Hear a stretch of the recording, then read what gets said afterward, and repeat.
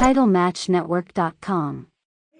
Keep the change. Your butchery, I can't believe it, man. Is he so skinny? Yeah, we're on. You kidding? He's about 270 pounds last time I seen him. He's big. Yeah. Okay. He was trying to ride bulls of like 300 pounds. Butchery that used to be with and wear the glasses. With Harley Race and that up and down Kansas He City. was skinny the last time I saw him. You kidding? I Really seen him. He was skinny. 300 pounds. He's big. Cool. All right. Welcome to another edition of the RF Video Shoot interview series. Today we are joined by a true legend in the sport of professional wrestling, none other than Rocky Johnson, who is also the father of The Rock, a true superstar in the business today. Movie star as well. Yeah, well, you could call him that. He's reaching out, right? Yeah, he sure is. I'm very proud of him. I guess my very first question to you is, what was it like growing up as a descendant of a slave? I think that was brought to our attention. Well, I never looked at it that way. I just looked at it as growing up and trying to be somebody, trying to make myself something. And, I was brought up as a descendant of a slave, but I never dwelled on that. I tried to be the best I could with what I had. What kind of stories did your father pass down to you about slavery? He passed down how hard it was for him and mostly how hard it was for his father, being a slave, working in the coal mines for hardly nothing. And never had one thing I'll say about my dad, I didn't know my grandfather very well, but my dad, and never had a chip on his shoulder. Right. He always said, if you want it, go work for it. Nobody's going to give it to you. And he worked hard. And I looked around and I said, it's got to be more to life than this. Where did you grow up at? Nova Scotia, Canada. He worked in the coal mines, worked in the foundry for hardly nothing. All right. But he always made sure we had meals on the table. They weren't always hot, but, we never starved. How did you get into working out as far as bodybuilding and stuff? I always had a dream. I used to save my money, and in those days you could buy a boxing book, and it had boxing and wrestling and weightlifting for like 25 cents, and I'd buy it old for like 15 cents. And I used to look, and I had a dream, and I'd say, I want to be a boxer. I want to be a wrestler. I want to be a weightlifter. And I took cement blocks, and I'd take a broomstick and tie them all together and start working out and stuff like that. I had a dream, and I had a goal. You could say I was like Martin Luther King. I had a dream. I didn't know what the dream was, but I knew there was something beyond that mountain. How old were you about this? About 13, 14. 13 or 14? Yeah, but I knew there was something there, and I just didn't know what it was, but I knew I was going to search for it. As far as high school, you completed high school and all that? No, I didn't complete high school. I left when I was in grade 11. Wow. After that, what did you do as far as job-wise? I went to the coal mines for 90 cents an hour, $7.20 a day. Wow. What was that like? Horrible.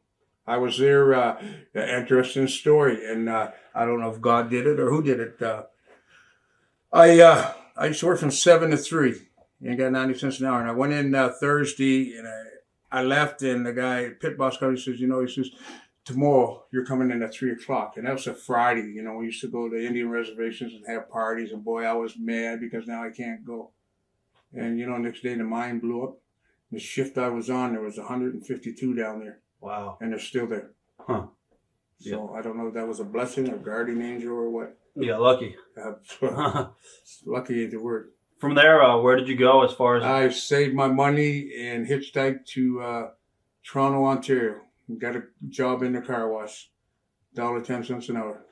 How long did you stay in that area for? I stayed in that area, and probably for about 5 years. I joined Trinity Recreation Center. It would be like equivalent to a YMCA. Is that where you started boxing and stuff? I started boxing there, and I boxed, and then I went amateur. I started boxing amateur and won the Golden Gloves 2 years in a row. You can't do that today. I think you can only win in one. And one day I was down there training. A guy came in. His name was Rocky Bowley. God bless him. And it's a big snowstorm. He was in the ring wrestling. He had nobody to train with. And of course, I wasn't smart at the time. Right. And I was there hitting the bag and got to talking to him. He said, come on in, I'll show you a couple holes. And he showed me the headlock and actually put it on tight. Threw me an arm bar, not enough to break the arm, but enough to convince me. Right. And, and he's going, and I told him I was interested about it. He's going, don't hit me hard. And I'm wondering, well, this guy's big wrestling. He's worried about me hitting him hard. But I know it's working. Right. There's no difference between working and shooting. Right, I was scared I was going to tag him. And I got interested, and I went down early a few times and started showing me a few holes. And I got interested. He said, kid, he said, there's a gym in Hamilton. And it was Jack Whitworth's wrestling school. I took a bus and went over. And I talked to Jack, and I started going to wrestling school over there. Were you a wrestling fan at any point before this? Yeah, I was. Okay, I watched it. Never went to the matches. Right. But I watched it on TV because it was free. It used to come on Saturday morning, and it would come on Sunday night. And there was Whipper Billy Watson, Lord Affleton, Pat Flanagan. Then I started going through the matches and stuff like that. And of course, the school, it's not like it is today. They didn't smarten you up right away. Right, right. And I went over at 5'11". When I left, I was 6'2". Wow. And let me know what time it was. And I said, boy, then I got the chip, they're going to hurt me. One day I'm going to show them. And I think that's maybe what I am today, because I think today, you can pay $30, $40 for a pair of boots, give somebody $3,000, $4,000, and they think you become a wrestler. Yeah, I'm the greatest worker there is. I mean, a few days I couldn't go to work at the car wash. Huh. I remember Carl Coop, God bless his soul, Murray Cummins, Johnny Powers, and they kicked the hell out of me. Huh. But they taught me respect for the business. Right, the way it should be. And it so happened, Whipper Billy Watson was running for senator and Canada. I was talking Toronto, Canada. Called Jack Wentworth, and he didn't know how to get black votes, and I wasn't smart. I was half smart at that time. Right. And he asked Jack if I hadn't talked to him or anything. He any black kids over there? Jack said, I got one kid there, a little bit cocky. Weighs about 215, not a bad kid. Jack pulled me aside, hey kid, I'm going to, and he's telling me what he's going to do for me. I didn't know he had talked to Whipper Watson. And, he said, I want you to go to Channel 9. Whipper Watson wants to see you. Boy, he couldn't talk to me. An old pair of boots on. Huh. Here I go. I tell my mother, I tell everybody, got $25. Whipper Watson, I never forget my first match. I worked with Fargo Brothers. I was scared to death. Couldn't swallow, couldn't breathe. Huh. His philosophy was, I didn't know much. The less I go, the less mistakes I make. Right. I remember I went 1 minute and 47 seconds, and I beat him with 4 drop kicks. Whipper gets on TV, and he goes, this is my protege. I've been training him 2 years. Ladies and gentlemen, this kid's going to be next world champion. I go home. My mother goes, you just met him. Huh. Anyway, bottom line, lost election. Sends me out to the dungeon, Stu Hart in Calgary. Wow. I get stretched out there for 2 years. By Stu? Yeah, Stu and everybody else out there. Broke a blood vessel in my eye. Just from squeezing so much? Oh, yeah. Yeah, Stu's motive was, it's amazing how the human body can stretch. Jim Neidhart was telling us some stories about the dungeon hell. He was the saddest. All right. I always respected Stu, and I still do. God bless him. But I didn't know the difference between working and shooting.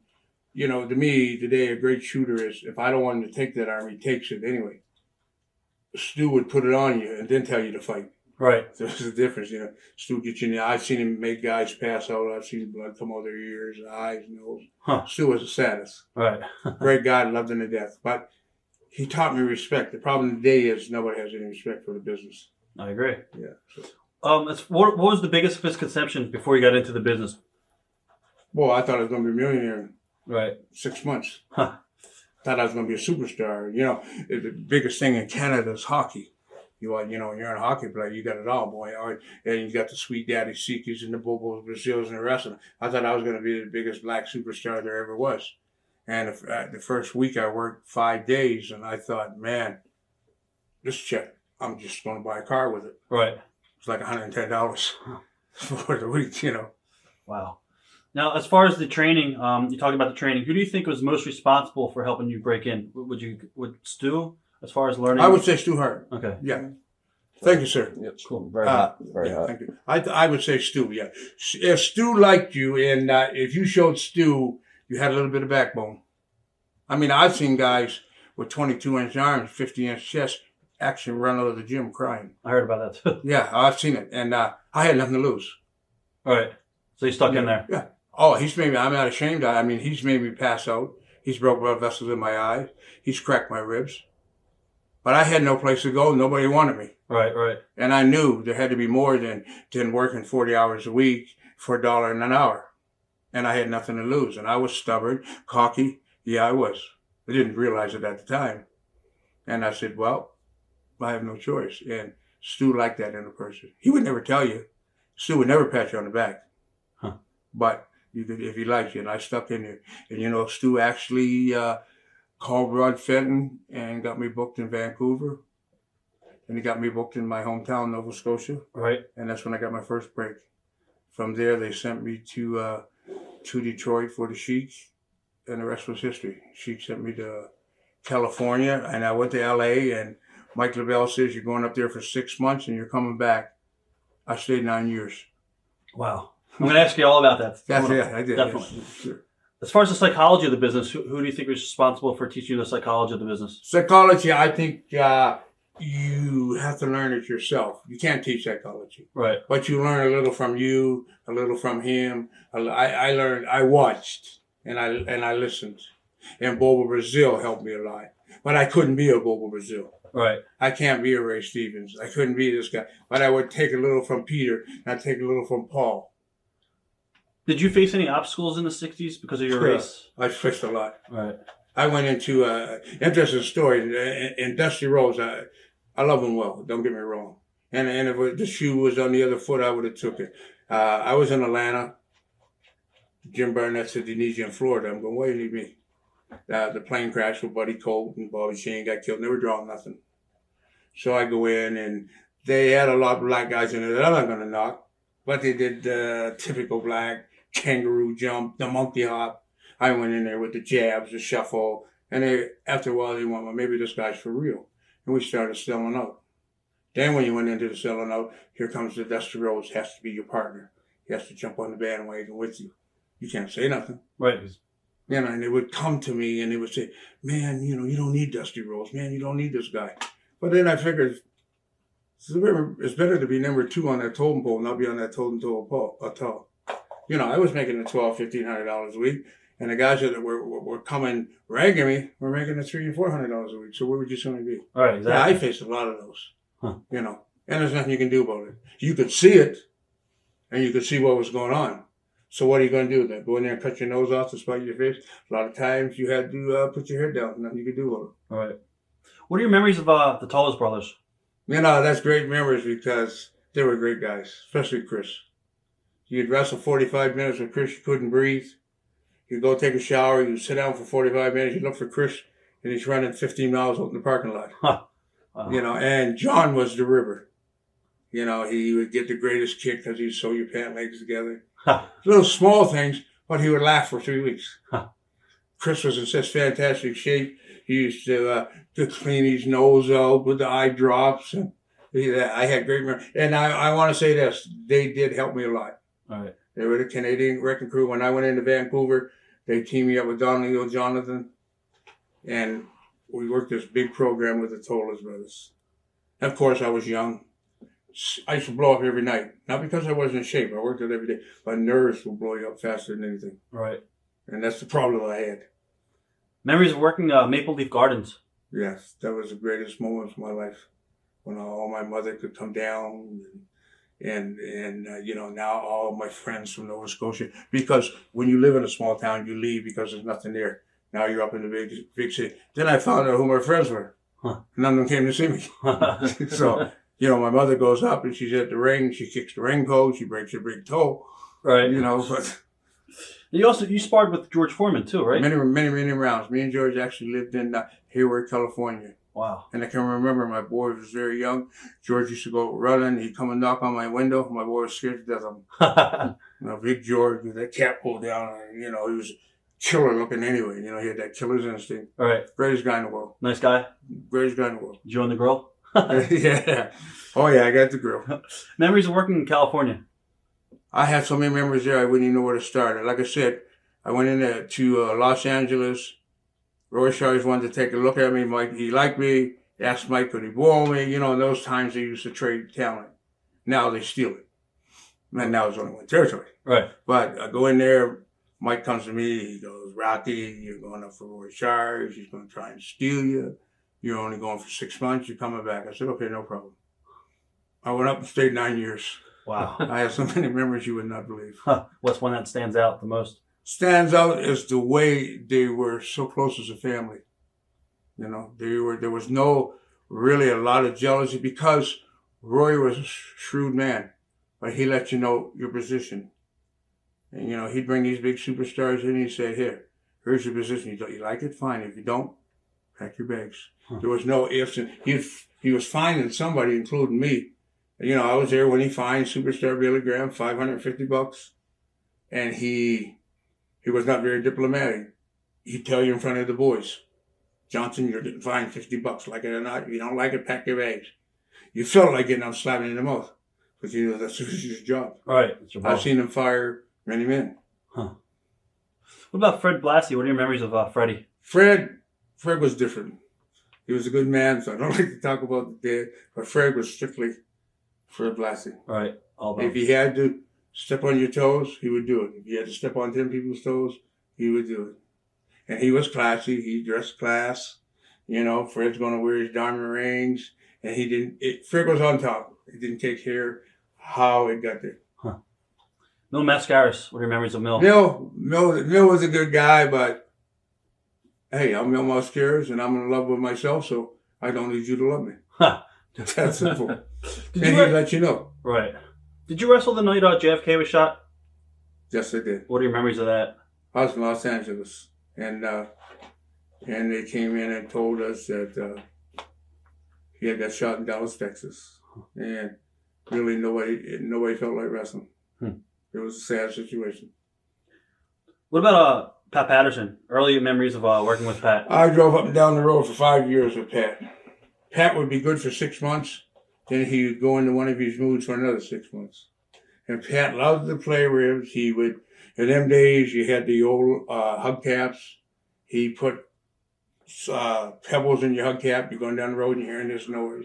He'd be with you, but he wouldn't tell you. Right. He'd get out with you. What's that noise? Go ahead. And when you move, you what's up? I don't know what it is.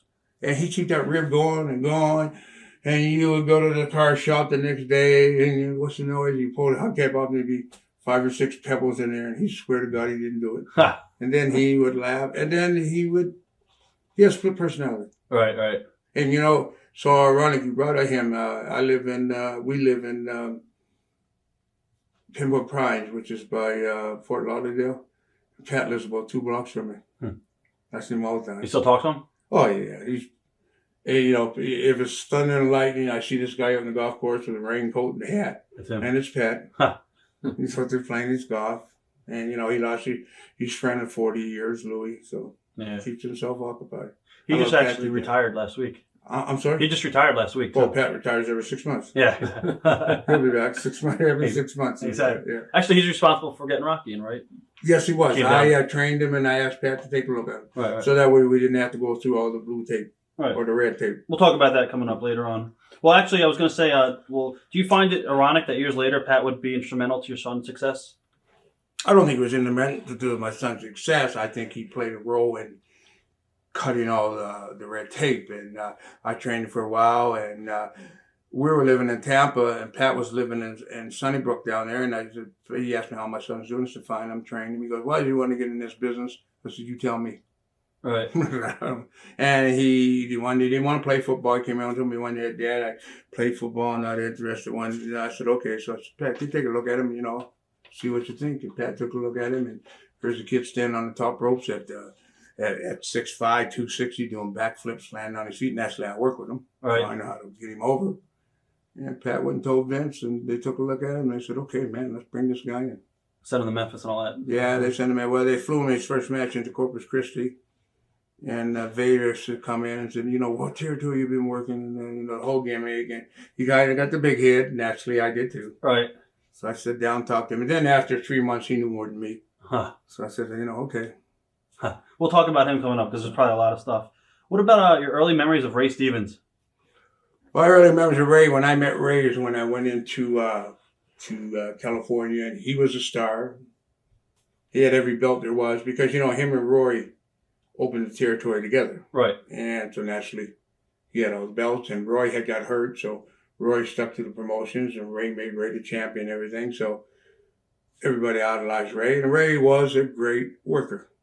And, you know, and then I guess things happened, and Ray kind of financially got in a little bit of trouble, so Roy bought his part out, and that's when I met Ray when I came in. And he was an all right guy, strictly business. Right. Loved the party.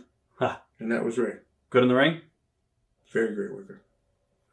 Very good worker. Memories of the Briscoes? Jack and Bristol are my personal friends. They are two people that I could actually sit here and tell you without a doubt they are. You know, you have a lot of acquaintance in this business. Like Bruce Reed, I consider him a friend. But as a person or close, I haven't seen him in 20 years. Right. But the Briscoe brothers, I consider very personal friends of mine. I've had a lot of fun with them, been all over the world with them. Went to the house for parties. They've been at my place. Huh. Yeah. Jim Barnett. Thoughts on Jim Barnett? Well, my boy. Everybody does that impression. Yeah. Everybody. If you don't do that, you don't know Jim Barnett. Right. Jim Barnett was a shrewd businessman, but I would say Jim Barnett was one of the best payoff men in this business. If he owed you $5.10 and he didn't have the right change, he'd give you $6. If a promoter, most promoters, if they owed you $5.10, they'd give you $5. But he wouldn't do that. He'd give you $6. He was a shrewd businessman, but I would say he was the best payoff man in this business. You worked in the Georgia territory too, right? That's who I worked for, Jim Barnett. Right.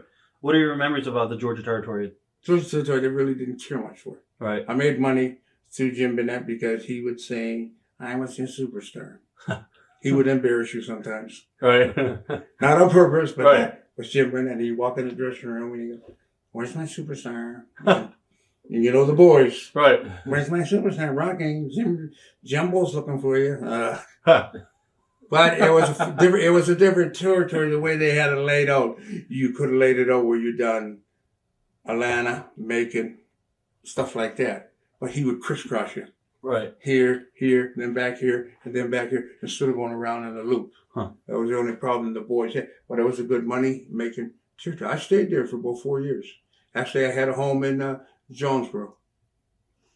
Florida. You also worked the Florida territory, of course. I love Florida. What do you remember working that territory? I'm there now. That's God's country. Any good matches? Actually, they call Florida the wrestler's graveyard.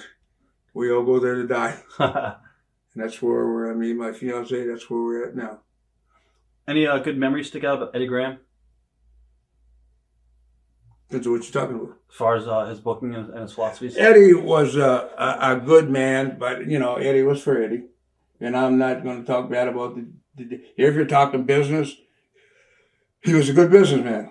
If you're talking personal, no comment. Right. What about who's booking for him at that time? Was it Dusty at all? No, when I was in there, it was Bill Watts. Then it was Johnny Valentine. I was never there when Dusty booked. I was there and worked with Dusty as my partner. Right.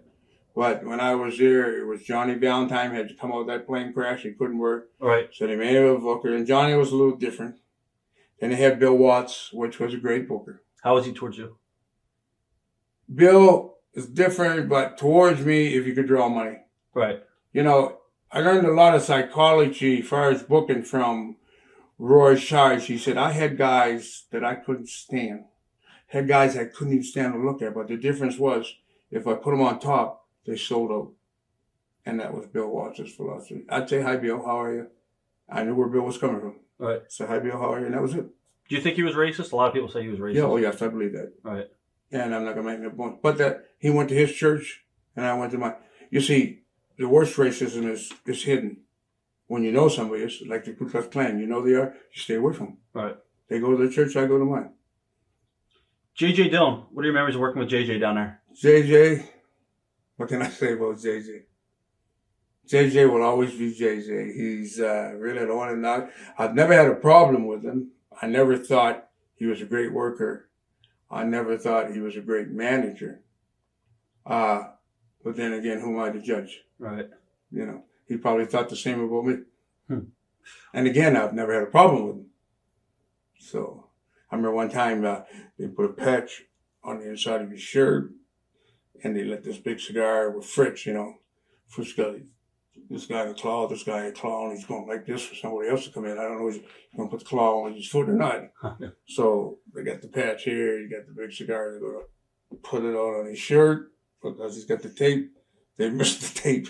They put the big burn. I laugh. I guess he kind of got upset, but what was you going to do with him? Was Mike Graham down there at all, wrestling when you were down there? Yeah, Mike was the junior champ nationally. Was there any favoritism? Obviously there was favoritism. There was favoritism, but I never run into the problem because Mike was always a junior heavyweight. Right. So he ran into the problems with the other boys. With the Steve Kearns that were junior heavyweights, Right. What are your memories of teaming with Pedro Morales? Oh, I love Pedro. Rocky baby. I love telling Pedro to death. Matter of fact, I haven't seen Pedro in 20 years. Wow. It's been 20 years. Good worker inside the ring? Fantastic. He was probably one of the best. Huh. If you could understand him. He was, I've been his partner many, many times. Now, you and Pat Patterson, you guys worked a lot of territories together. All over. Was that a coincidence, or was that pretty much? Most of the time it was, but then I found out later, Pat would go to the territory and he would request me, and he would say, "Don't say I said anything." And all of a sudden I get a call, "Hey, Rocky," I said, "Geez, I've been here 5 years, you never asked for me before." But Pat would do that because me and Pat worked well together. Right. Pat had great psychology. He had a lousy body, wouldn't work out, used to think I was nuts. But I couldn't say he was nuts for playing golf 4 o'clock in the morning in the dark. But Pat had great psychology, great rhythm, great on. Threw one of the best punches in the business. You know, he's the only guy I could see that could stand in the middle of the ring and put a mask on so everybody knew who he was. And he could tear the house down. Huh. When I was trying to pull his mask off, and they all knew who he was. Just stand right in the middle of the ring and put it on. Huh. Yeah, very, very great. Yeah, Pat was all right. Great finish man, too, as far as... I would say he's responsible for getting New York on his feet. Right. He called all the finishes. You know that. Yep. And I would say he was probably one of the best. Memories of working with a young Masa Saito, Mr. Saito. Mr. Saito didn't speak good English, but brilliant. Very brilliant. Good worker? Yeah. A little stiff when he wanted to be. Huh. He let you know who was boss because he had come out of the Olympics. Right. But he would never hurt you unless he didn't like it. And thank God he liked me. Now, you also worked with Curtis Ike. Yeah. A little lazy, but when you're that big and that heavy and didn't train. Now, you also worked with the true legend, Bruiser Brody. What are your memories of working with Bruiser? Frank Goodish. I love Frank to death, but I don't know what it was with Frank. Frank could have a great match today and a bad one tomorrow. Frank always had a problem, not with the boys, but with promotions. I worked with him in Florida. Actually, I gave him the Florida belt. And he's in the middle of the ring cursing. Because he's mad at Eddie. He didn't like the finish. And he's going over. But that's like the way he's going over. Huh. So what do you want to do? Take that hammer? You know, he's coming with that sledge. What do you want to do? Take the hammer and knock all my teeth out or something? Right. Would that make you happy? Huh. You know, win's a win. Nobody asked you how you won. They asked you, did you win? Right. So, you know, but Frank was a great guy. I never had no problem with him. A lot of the boys we did interviews with said he was kind of a bully towards the younger town and stuff like that. Yeah, he was. Was yeah. he? Mm-hmm. Did you ever see any problems like firsthand? No, I've never seen it. Just when he'd be in the ring with me and he go, he's promoter, and I go, Frank, what's the matter, man? I'm putting you over the best I can. Right. You know, I'm not John Henry here. You also worked with Bob Roop. What are your memories of working with Bob? Bob was all right, but Bob had to let you know he was a shooter. I was going to ask you. Did he ever He had to let you know.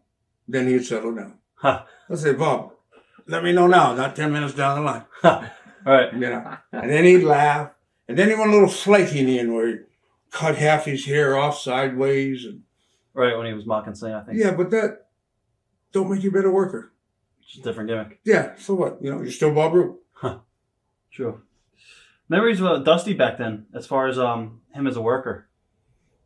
You know, it's funny you thought that because I think in the mind, Dusty really didn't know where he was going. You know, if he wanted to be a black worker, you know, if he wanted to be a white worker. He didn't know if he wanted to put it together as a package.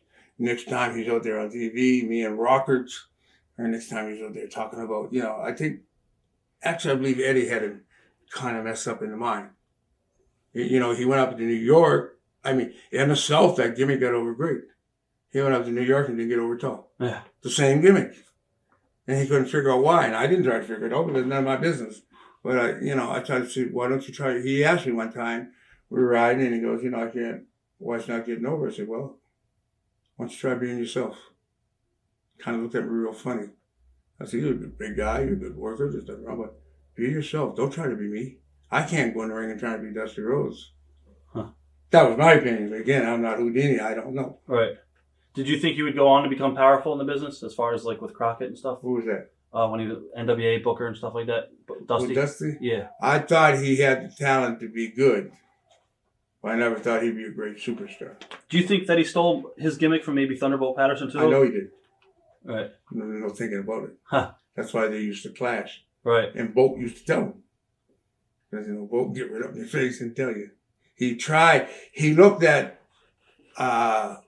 Afro-American gimmick at Bolt, and he goes, I'm a Caucasian American, but I'm going to try that Afro-American gimmick. Huh. That's where he was coming from. And how did Colt say? What was it? And at that time, I really don't think the people were ready. They're saying, some of them were ready, but most of them were saying, you're making fun of us.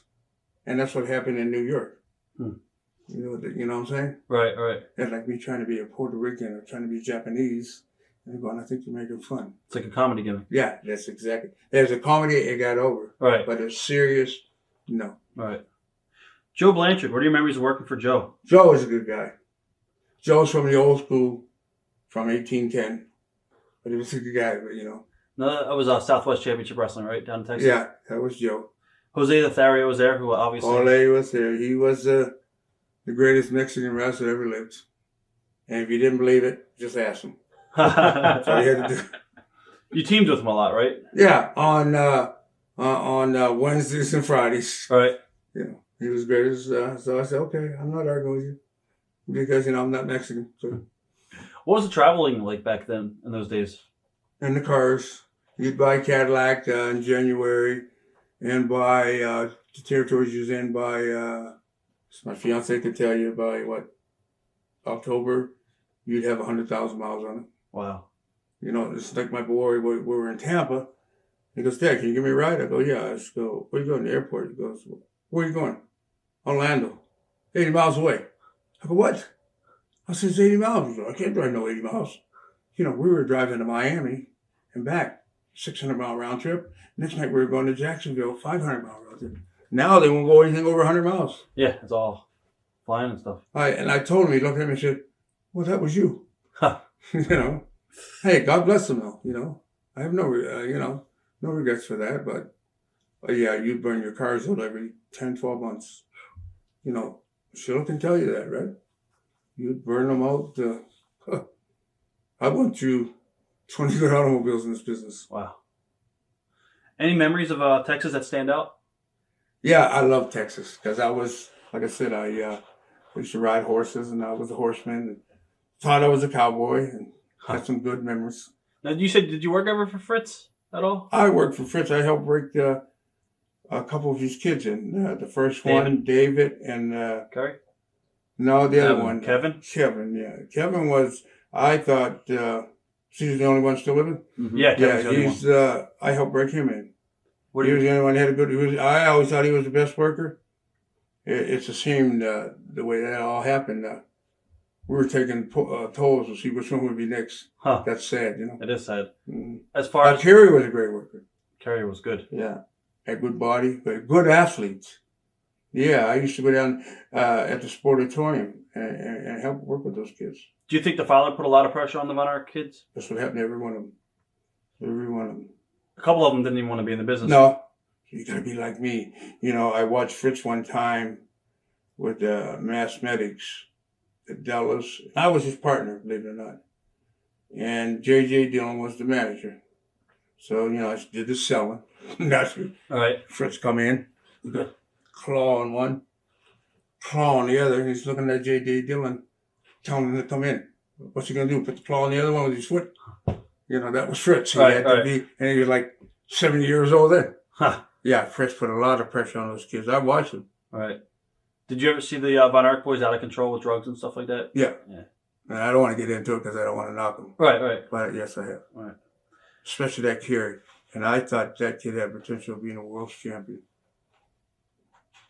He was a great kid. You know what? And they all had good attitudes.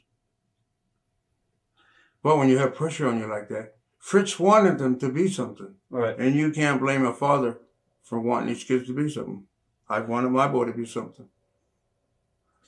Early memories of working with Stan Hansen. A young Stan Hansen. Stiff. Huh. An old Stan Hansen. Stiff. Did he have eye troubles back then or no? Yeah. We used to call him, I should say this, we used to call him Mr. Magoo. Hey, Magoo. I haven't seen him in 20 years. Wow. He's over in Japan again, so. He's a legend in Japan. Yep. As far as Memphis. I can tell you some stories about Stan. Definitely. Go ahead. They had, we boom, boom, boom, and you get a hit on and say, one tackle, clothesline, and he said, okay. And he wouldn't go off his feet, we didn't want to hit him with a tackle. He'd be like just waiting for us. We'd go the other way. He couldn't see. He's still going like this. And we'd go that way. He had a good sense of humor. That's awesome. Yeah. As far as Superstar Billy Graham, what are your memories in and out You of the ring? know, me and Billy started together. We hooked up in Los Angeles. We lived together. And Billy was a real great guy. And if you want me to tell you the truth, I'll tell you the truth. We stayed together. He was a real great guy. He went into San Francisco. I went in behind him. And when he gave him that world belt, he kind of changed. He acted like he didn't know me. I said, that's okay. Huh. Sad, you know. And next thing I hear, he's got to have a kidney. And now I hear he's real sick again. Right. You think that the belt just went to his head with his ego? Well, I know he did. All right. Yeah. I loved him to death. We used to get up 5 o'clock in the morning and go to Joe Gold's, the original Joe Gold. When he sold those Gold's gyms and he couldn't use the patent anymore, he opened the World's gyms. He used to be a wrestler, Mickey Mouse wrestler. And he'd give us a key and we used to go work out 5 o'clock in the morning. Wow. He had them big. He was the biggest teenage Mr. America they ever had. Actually, he was 20, but they said he was 19. Right. And he was like 6'5" and weighed like 290 with 21-inch arms. Huh. Wow. Did you ever talk to him or try to reconcile, or was it just like... Yeah, I talked to him, and he's a born-again Christian now. And I told him, I said, God bless you, brother. All right. But, you know, there's some things you never forget. What was he like outside the ring? He was all right. He was just the word superstar. Right. I'm a superstar. Thoughts on the Funks? Terry and Oh, Dory. Terry. We drank together. Went to jail together. Ha. Got out together. I said, I ain't going out with you no more. Went the next morning to get him out again. Any good stories? Oh, yeah. Terry's a wild man. And I think it happened in St. Louis, right? What's that? Terry, he had a few beers. Dory, I like Dory, but Dory and Terry are like two different people. Matter of fact, I just seen Dory about 3 weeks ago. He has his ranch in Ocala. Right. Gets up every morning, talks to his buffaloes. He's got them all named. Huh. But, you know, but Terry, there'll never be another Terry. And I always thought Terry was probably one of the best workers in the business. Here he is. I seen him, me and my fiance, we seen him in Tampa about 4 years ago. 57 years old and he's doing backflips off the top rope on chairs. I go back to this man with you. Hugged me. I said, man, what are you doing? He goes, got to do something. Huh. I couldn't believe it. He's got 15 different liniments in his bag. All these wraps, icy hot. There'll never be another Terry. Yeah, he's awesome. Yeah. What are your memories of your first trip to Memphis? I'm still trying to forget it. You know, I'm going to tell you a story that you're probably not going to believe.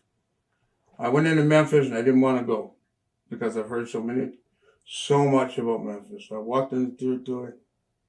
Nick Goulas came up to me and he goes, boy, my name's Nick Goulas. I said, my name is Rocky, not boy. He said, I call everybody boy. I said, you're right, but I said, I'm not everybody. I'm Rocky. You know, after that, I never had a problem. Huh. I just never felt comfortable in Memphis. I don't know. The story was I slapped a couple guys in the mouth and I left. He called me on the phone. I went back. I probably made more money than anybody there at that time, but and if you want to shoot, I'll give you a shoot. They're backstabbers. They're two-faced. You can't trust them. I told them, I said, if my money's not there, I'm gone. You know what? My money wasn't there, so you don't have to know the rest. I was gone. I was on the next thing that smoked. Yeah, I don't trust them. And as far as me ever sending anybody there, I would never. What about? Let's being honest. Now, I'm talking about as a territory. There's some individuals there that are not too bad. Right. And there's some individuals there, if I ever saw them on the street, I couldn't tell you what would happen. Any names?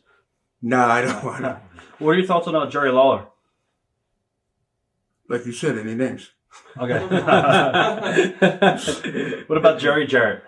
Like you said, any names? Right. Okay. You want me to be honest or you want me to tell the truth? Okay. Cool.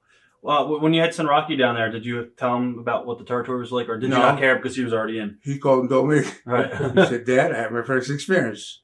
I said, what happened? He said, well, I had somebody on the ground by the neck. Wow. I said, what happened, man? You know, he has that Samoan temper. And I told him, you want respect, you give it. Right. And he said, Dad, I gave respect, but I didn't give it. I said, okay. What happened with him? I didn't get the whole story because Vince pulled him out and sent him to Louisville. Right. I don't know. I guess somebody said something racial. Huh. Did you find that there was a lot of racism in wrestling when you were when you were in the business? There wasn't as much as I expected, but there was a lot, and I watched for it because I was a Canadian, and we never had, because I grew up with the Cormiers, the LeBlancs, the Rougeaus, you know. Right. And never had it like they have in the States. And, yeah, I did find quite a bit. But I never found it as a whole. I found it as an individuals, you know. So you were able to deal with it pretty much? Sometimes. Right. Did it So my ever nerves got upset. Did it ever make you want to quit the business at all? Yeah, a couple times when it was in the promotion, if it was when it was in the office. Right. Have you ever gone back to Memphis over the last 30 years at all? Or I mean, We were just there, 2 weeks ago, but we were there wrestling. No, I don't want to go back there. Thoughts on Tommy Rich? Well, brother, I will tell you. Everybody has to do Tommy. Tommy wasn't a bad guy. He just didn't know what day it was. He didn't know where he was at. And he probably doesn't know the day. But Tommy was all right. I think the problem with Tommy, they give him a push too fast when they give him the world's belt. Right. And he didn't know how to handle it. But basically, inside, I think Tommy had a heart to go. But I also believe Tommy had the wrong people pushing him. He had the Jerry Jarrett's. He had the Bill Dundee that was so extremely, I was there at the time, that was so extremely jealous of him. And Tommy didn't know, and he was listening, you know, and he's listening to Bill. Well, Bill and them are strictly for Bill. But if you don't know that, if I say to you, hey, we're going to do this, we're going to do that, don't listen to that, Jim Barnett's going to do this to you. They brought Tommy into Atlanta and give him the world's belt. Now, you got guys that's been in this business 25 years and never got that opportunity. But see, Tommy was a young, good-looking kid. But then he just threw it around. That's my opinion. Right. I was there when they gave him the belt. A lot of people say that Jim Barnett was really influential in him getting the title. Well, Jim was in love with him. Right. That's what I heard. Right. So he was. And Jim Barnett had a lot of power, whether you liked it or not. Right. And he only needed that belt. Now they switch the belt every second. The belt means nothing today because they switch it every second night. Exactly. But at that time, you only needed that belt 2 or 3 weeks to get over it because you could look and say, that guy was world champion. Now you look at 50 of them and say, all these guys are world champions. So what does the belt mean? Nothing. There you go. That's true. Memories of Paul Orndorff, Mr. Wonderful. From your days in You know, Tennessee. I didn't know Paul real well because I had met Paul in Memphis, and he had just got done playing football for the New Orleans Saints. They had brought him in. Matter of fact, he wasn't there no more than 3 or 4 weeks because him and Dundee clashed. Dundee got smart with him. Matter of fact, it was a charity. What was it? It was a charity baseball game, and I was there with my fiance, and Bill said something smart to him. He said something back, and they clashed horns.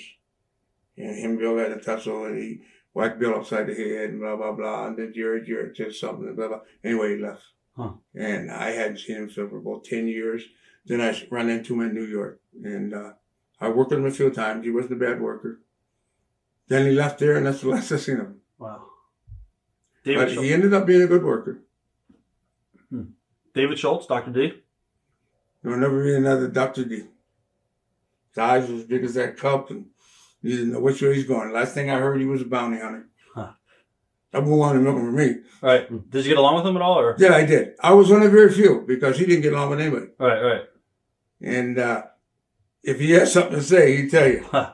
What was he like outside the ring? Stay away from him. I think he works for FedEx.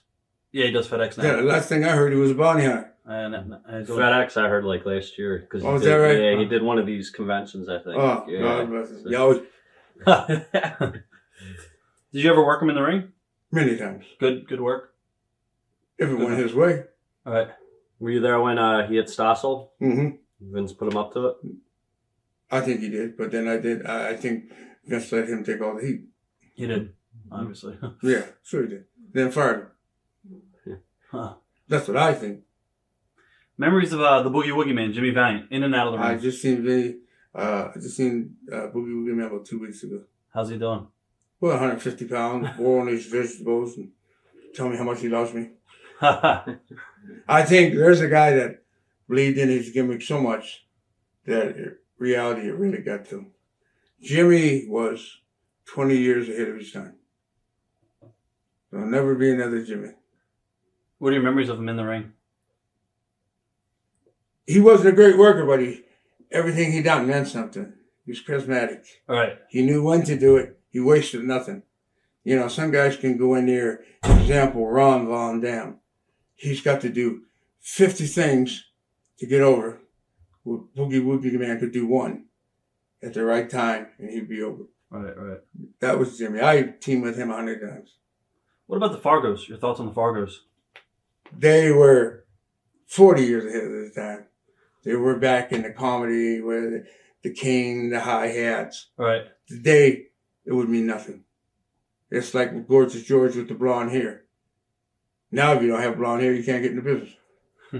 You know. What about Central States? You had a brief tour there, and you actually worked, I think, Bulldog Brower. I had very brief because I wasn't in the territory. I was just going in and out. I was working St. Louis, and I was going in and out from Texas. Then I'd go into Kansas City to try to help them a little bit. And I worked a couple times, I think, with Bulldog Brower. As a territory, I would never work it. Right. So, because you could, there wasn't a money-making territory. Lou Thez, your thoughts on Lou? Lou was strictly, I'm going to show you I can beat everybody in this business. Right. And he was like the crowd gods. He was so good that nobody wanted to work with him. Huh. He forgot about, I'm in with you to draw money. He had to show you and all the boys back there that was watching that nobody could beat me. You know what? Nobody could. So. Did he ever get heat from the office? All the time. All right. They wouldn't put him on top. Huh. And they couldn't wonder why. All right. Because you couldn't draw your dime. They don't want you. They want workers. Who would you want? Look out and you got 3,000 people out there, or look out and you got 22,000. Somebody like Dusty Rhodes, you know, that does no difference between the padlock and the headlock. But he draw you 20,000 people. All right. Everybody, when I was in Memphis, and everybody was scared of him. Nobody wanted to work with him. Huh. After so many successful years as Rocky Johnson, I guess it was in the Mid-Atlantic area, you put a mask on. Well, I did that. That was not my idea. What had happened was the territory was going down. That was Ric Flair's idea. And what had happened, they wanted to give it a little zing. So they got on TV. Ric Flair says, and he said it is a mistake. This is how I found out. He goes, I got a guy coming in here. But if anybody knew who he was, they would, because Greg Valentine, Piper, and them were all jumping. He said, if they knew who he was, he's the meanest, blackest, biggest stud you ever seen. And he had to use that word, the blackest. So, they didn't know what to do. Now, who are we going to bring in? But if they know who he is, they would leave. Right. So they go, well, what are we going to do? So they go, well, let's, they put it together. But let's use Rocky. But we can't say it's Rocky Johnson. So Buddy Rogers came up with that. Sweet Ebony, which means black, diamond. What year is that around? Gee, what was that?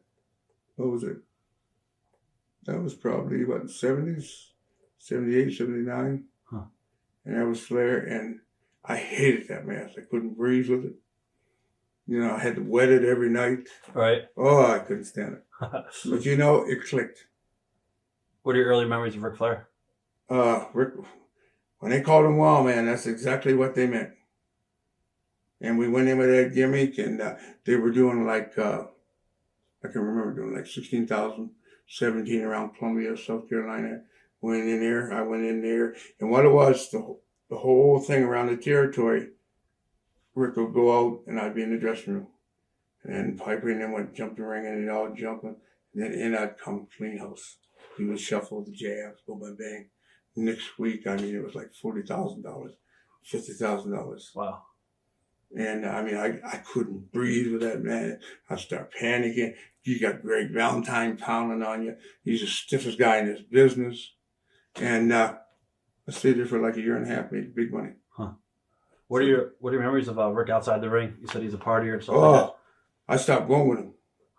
Because I will stop for a beer. Okay, Rick, you be in the bar for 6 hours. That was Rick. He enjoyed life. And a classy guy. Always had to wear a suit, even to a small town. You know, that was Rick. Roddy Piper from back in the day. What are your memories of him? Roddy was what he lacked in size, he took up in ability. Right. Because he was a hard worker. He wouldn't stop. He just go. What was he like outside the ring? Same way. Just didn't care about nothing. Big time partier and stuff? Yeah, partied all the time. Huh.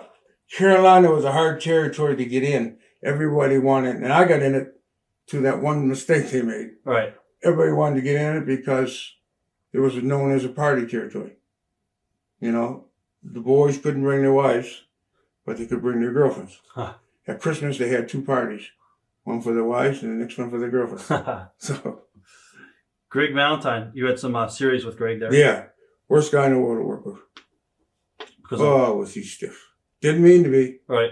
He's just a guy you couldn't smarten up. I was going to say, did you ever take him on the side and say, hey? Everybody did. Jack Black Melody used to tell me, the next time you do that, I'm going to punch you right in the mouth. Oh, I'm sorry, Black. Already didn't do it. He just, you know how people are that way. Right. He's the greatest guy in the world. He is just natural stiff, and there's nothing you can do with him. When you first started doing promos, who actually taught you how to do promos and stuff like that on the mic? Nobody. You just did it? You just had to recut and cut. Nobody's going to help you. Right. At what time in your career did you say, all right, I finally made it in this business and, you know? Never did. You never did? No. Okay. I always thought I could do better. It's like now sitting here. I still think I can do better. So, thoughts on the Crockett's? Thoughts on the Crockett is a shoot. Just thought they were rednecks with a little bit of money. You asked me? All right. Good promoters? Fair. Did they treat the boys good or? Depends on who you were. All right.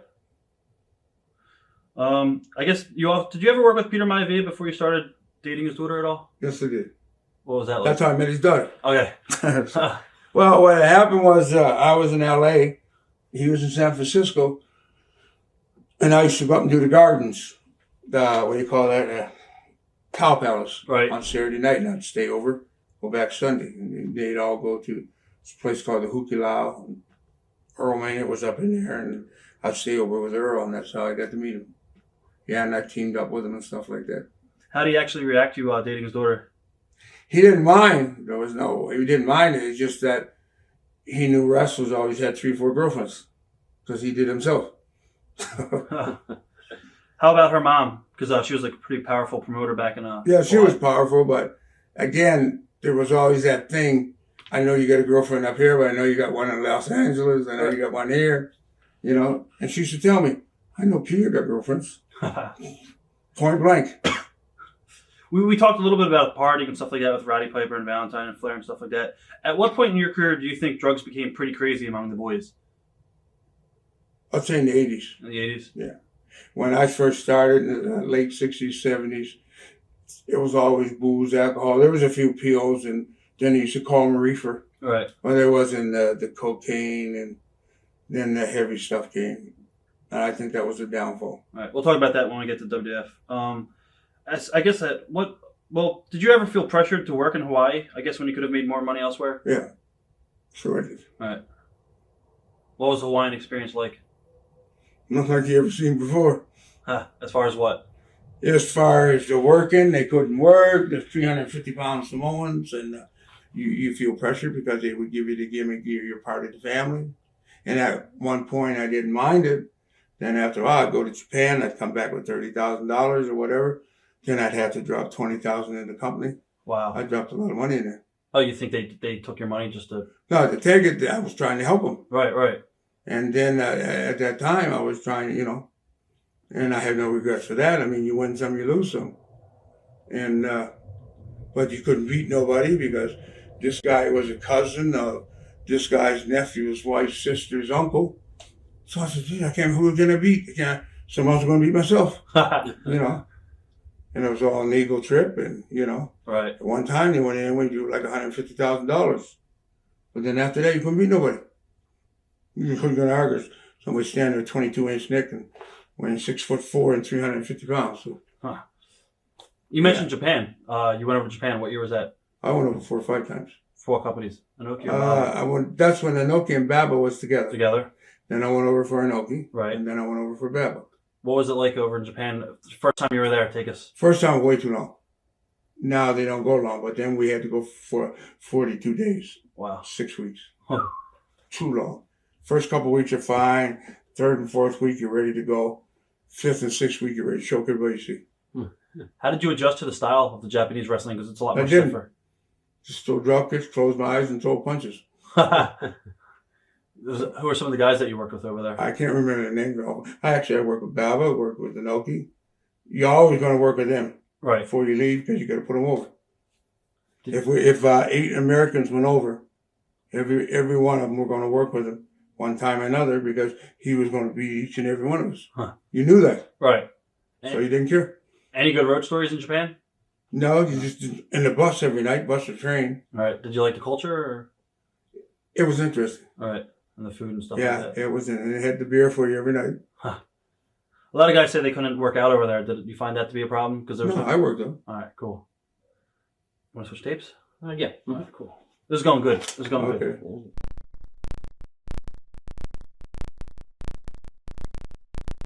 About Japan and stuff like that. You got back from Japan, and you also had some great series with Harley Race for the NW title. What was that like? You know what? I'm glad you brought that up because to me, Harley Race, pound for pound, was the best worker in this business. Every time I wrestled Harley Race, I've learned something. Well, Harley Race, without a doubt, bar none, and I've probably wrestled 5,000 different guys in 35 years of wrestling, was the best. Harley could put you in a hold, take you out, and put you in another hold without you knowing it.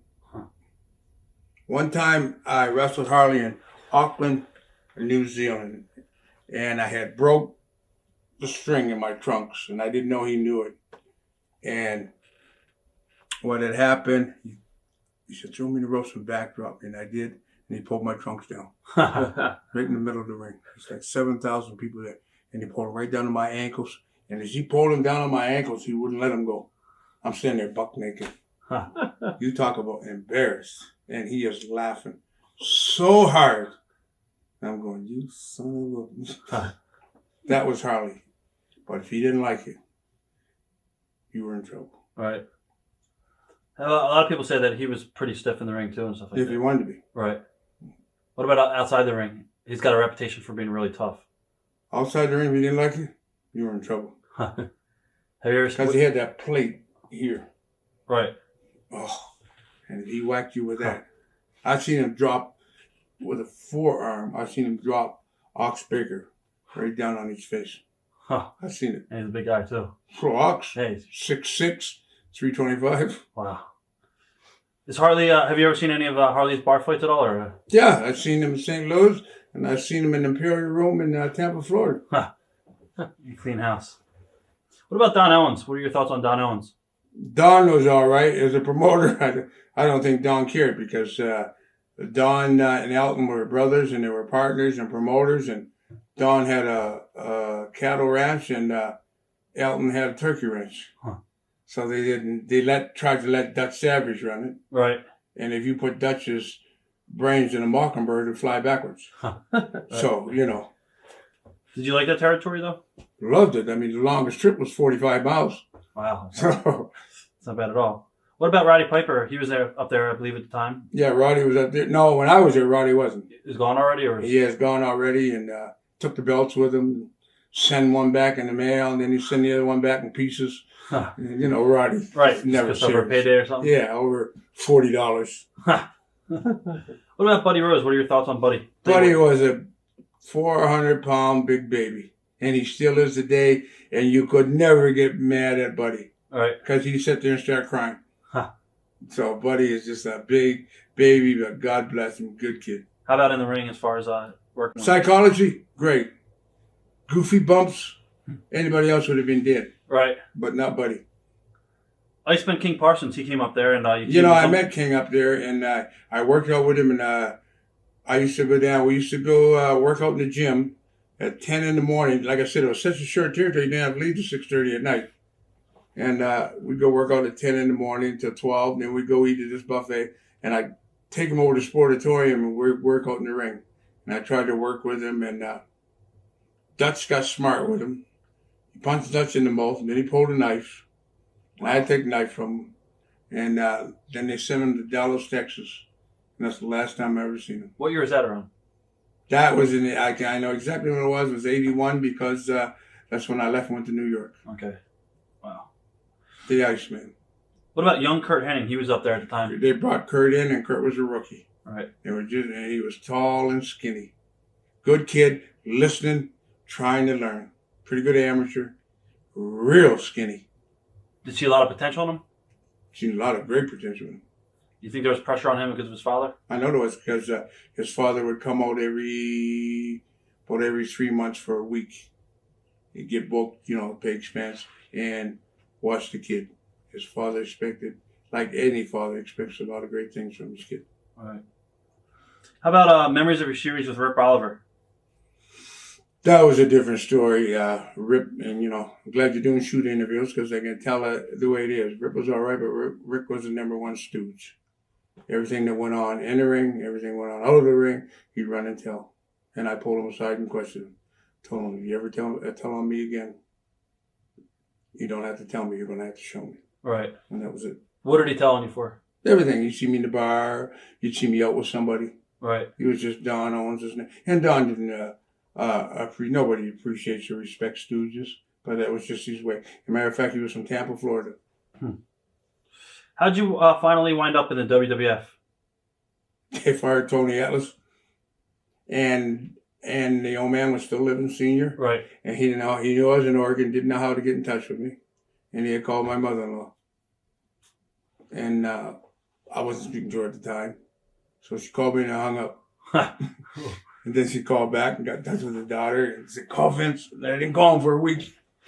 And she called back again, and I called Vince and asked me if I wanted to come in. So those days you go in and do TV first. Right. So I went in and did 2 or 3 TVs. And then Hamburg probably, or Allentown or something? Allentown and Harrisburg. Right. Hamburg, you were right, whatever you call it. And then went in and did the TVs 2 or 3 weeks in a row, and then went in. Why did Tony get fired? Drugs or? Who knows? Just. I was with him and he got fired 4 times. Oh, wow. Vince told him, "You got $1 million body and a 5-cent brain." Huh. And never said anything was so true. All right. Now, as far as Vince Sr., what was he like, and what were your initial impressions when you first got there? Nervous, because now you're in the big time, Madison Square Garden, and I knew I had some shoes to fill. All right. Not Atlas's, because he couldn't walk and chew gum at the same time. Were you paired right away with Tony, or when he came? No, Tony was fine. He was already gone, right? Yeah. Okay. But the pressure's on. And they're telling me, "We want an Afro-American, we watch you work, we want you to shuffle, we love your drop kicks," and I got to suck it up and go. Right. So I did, Speaking of your drop kicks, how did you perfect that? Because I remember watching it back in the day. Just, I did that with a punching bag. Right. In the middle of the ring. And I pull the bag up, pull it up, I throw the jabs, boom, boom, boom, boom, boom, then the punching bag, a little shuffle, pull it up. Practice that hours at a time. You think that was one of your best moves? It was the only one. Yeah. But I enjoyed that. Right. I enjoyed the jabs and I enjoyed so I took those moves. I never did a move I didn't like. When you first got there, did they promise you anything? So I'd make a good living. Vince Jr. called me in the room in Boston Gardens. And he goes, "We're very impressed with you." And I go, "Yeah, here goes the BS." Because you hear it. Right. He goes, "Yeah." He said, "Okay." I said, but I was humble. Not a iron kisser, but humble. And I said, "I appreciate all you're doing." Because then he said, "Keep working the way you work." And we'll, and I said, "Okay." But they give you that incentive to, Right. And I had some heavy boys in there. I got Snooker. You got Hogan. And, but you got Muraco. You got Morales. But everybody knew the position. So I went in there and then they started on Rocky, Rocky. You know that. Right. And the way it went. And I'd like to think I got over pretty good. Oh, yeah. Vince Sr., was he good to you in the beginning, Fantastic. Come up and talk to you. He'd make you feel like you were somebody. Right. And that's what it was all about. What about Vince Jr.? What was he like before he got power? He'd let you know what time it was. Right. Don't tell me, I'll tell you. Huh. But I will say one thing on his behalf. He did treat you fair and square. Right. And if you had a problem, he would tell you. You're getting a little lazy, Rock. I said, what do you mean getting? So, yeah. And we had the same birthdays, and we're the same age. You and Junior? Yeah. Huh. Wow. Memories of Bob Backlund? Howdy doody. Good guy. And always by himself. Never rode with anybody. Never traveled with anybody. He'd be up 4 o'clock in the morning doing his step up on the bed. And Bob was hard to describe. I don't know if he wanted to travel by himself or why. A lot of guys took Bob wrong. They took him because, hey, he was better than us. He didn't want to travel with us. Bob wanted to stay out of trouble. Right. Didn't want to travel with anybody. He always had a smile on his face. He would walk in the dressing room. And he'd shake hands with everybody. Every single night. Huh. Always had that smile. But don't ask him for a ride. He never stayed where the boys stayed. Never. I've never seen him at the same hotel. Wow. Hey, Bob. Hey, by golly, how are you? Yeah, that's Bob. That was Bob. We used to call him Howdy Doody. Right. But Bob was a good guy. But you can't blame him for that. But like I said, a lot of the boys, especially Lou Albano and them, they took him wrong. Right. What's this guy? Lou. What's this guy think he is? Dude, I don't even bother with. How much heat did Lou have on him? Because obviously today from the Q&A, he's very loud and vocal. Did he ever get on any of the boys' nerves where they wanted to kill him? Get on your nerves. After 10 minutes to get on my nerves today. Right. But Lou is Lou. Lou is the happiest guy in the world. Right. Lou has to have the limelight. Whether he's 40 years old or whether he's 100. 40 years from now, Lou will want that, Right. See how he's getting on snooker? That's awesome. Lou. But, Lou would give you the shirt off his back. Who were your traveling partners during this time? Who'd you travel with? Pedro Morales, and I was trying to travel with Pedro Morales and Ivan Putski. Now, we brought Atlas back in. We got a deal here. We're going to be the Soul Patrol. Right. So Atlas come back in. So it's supposed to be the 4 of us. But now him and Putski can't get along. Why is that? You tell me. Huh. Because Putski's 5'2", he can't keep his mouth shut. Atlas is not all there. And he couldn't keep his mouth shut. I'm pulling over every 15 minutes. Cops are pulling up behind me. Tony's got joints sticking out each ear on the outside. And I'm going, oh my God, I'm going to jail. And Putski is the most sassiest. It was ridiculous. Wow. It seemed like the WWF at this time was full of guys you had worked with over your career. How close was the locker room at this time? Not very close. Really? Why is that? Too much animosity. Too much. Like, I was close with Hogan, and Hogan was a great guy. Everybody knew the positions, but Putski was jealous because Atlas could bench press 10 pounds more than him. And Putski's telling Tony, my legs are bigger than yours. Just Mickey Mouse, kid stuff. Right. And then you got somebody here edging it on. Huh. Doing, oh, no, Then nobody wants to give nobody a ride. So, Do you have any good road stories or rib stories from back then? They didn't rib a lot because there's too much. Fuji's ribbing everybody. Huh. Put bananas in your tailpipe, hooking the chains to your bumper and wrapping it around posts. Then he would go tell Tony that Putski did it. Right. He'd go tell Putski Tony did this. Good stuff. Finally, what had happened when Fuji put the honey in Tony's cowboy boots, the Gardens. Right. Then finally, Vince had to have a meeting. Said that's it. Then they took Piper's bagpipes and stuffed them full of toilet paper. He's in the ring going, it's on TV. Right. Finally, I had to have a meeting. Said that's it. And this guy ribs the other. Took care of it. What about Jimmy Snuka? What was he like outside the ring? Jimmy was the same as inside. Right. You have to tell him what day it was, which way he was going. Jimmy said, brother, Jimmy was great. So Jimmy, you're going that way. Okay. He missed the town by 50 miles. Jimmy was great. When the whole incident with the girl and him, did it shock the whole dressing room? Shocked the whole territory. Right. He was so in love with that girl, nobody knew he was that much in love with her. What do He you thought it was just somebody he picked up. Right. What do you think really happened? You know, there'd be 100 different stories. I really think, I don't think he killed her. I think because she had so much cocaine in her system, I think she fell and hit the back of her head because she had that big bruise. Right. But there and again, Jimmy had such a temper, you don't know if he got in a fight and hit her. Memories of teaming with Andre. Okay, boss. He stepped on my, one time, memories, you want to hear memory? One time we were in Boston and me and him were on the main event, did the match, and then there was the Battle Royal. But now they're going to cancel the Battle Royal because it's like after 11 o'clock. So I go back, I take my boots on. Now they changed their mind. So now they come and tell me, go to the Battle Royal. I said, man, but you ain't got time to put your boots on. I never wrestled bare feet in my life. I go out in the ring and Arnie stepped on my toe and he wouldn't get off it. Now they got me in the corner. There's 15 of us in the corner. I'm in the corner and Arnie's on my foot. And he's got all of his weight on my foot and he's laughing. And that thing is hurting so bad and I can't get he kept me there for like 10 minutes. Oh.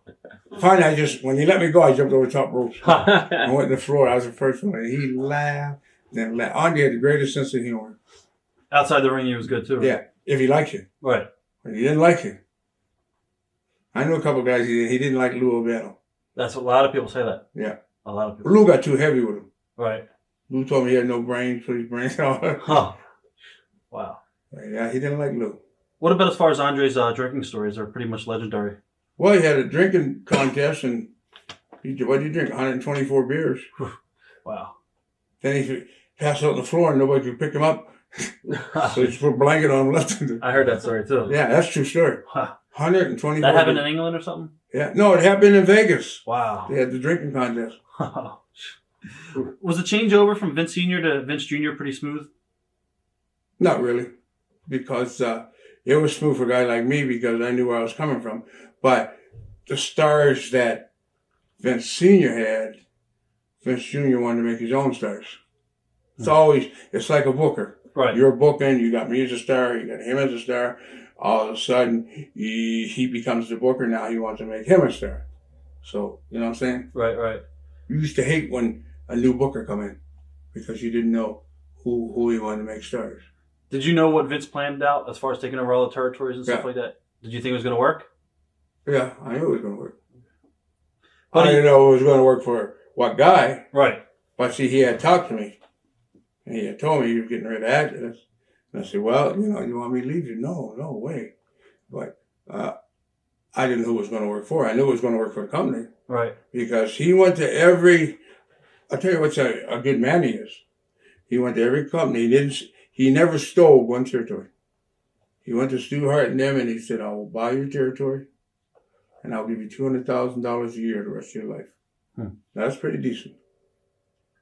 And Stu said, my territory is not for sale. He said, okay, I'll take it. Huh. Not only did he take the territory, he took his kids too. Right. That's the way he was. So, wow. He went to Texas, same thing. You're either going to sell them or take it. You didn't want to either, so. No, so still could have taken it. Yeah. ABC, simple as that. But Vince is something that he had planned for years. And you got to give a man credit, man. That's a heck of a move. His promoters wouldn't do it. They were satisfied being down here. And Vince knew. Yet they all could have worked together and took over the world. All Vince done was take it to a higher level. I mean, look at it now. It's the hottest commodity there is. It's big time. Yep. Everybody knows it's a work. There's no more kayfabe. Which sucks. True, which it does. But it's never going to die. What about your program with Buddy Rose in WWF? What are your memories of your series with him there? With who? Buddy Rose, now in the WWF? That was the easiest program I had in my life.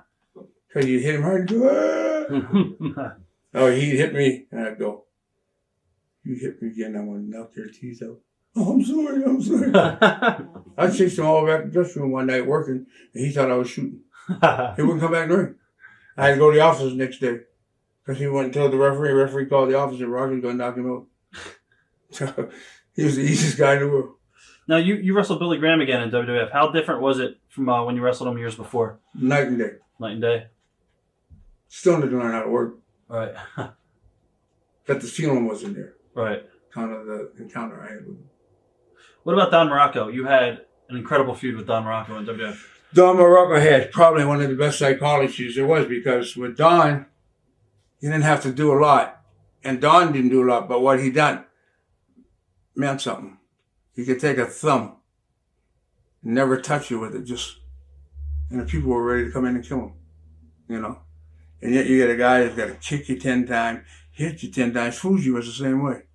You give it that little shock and look at the people go like that and they go, oh yeah, number one, you know. Right. All it was that psychology, the right place. Look at my boy. He never done nothing spectacular. He'd do a kip up and take the elbow pads off. They were ready to go nuts. All right. And yet you got a guy that's got to do 20 things to get the same heat. Now, Morocco's promos were awesome back in the day. Yes, they were. Incredible promos. Did you ever take like an insult to some of the stuff that he would say with racism?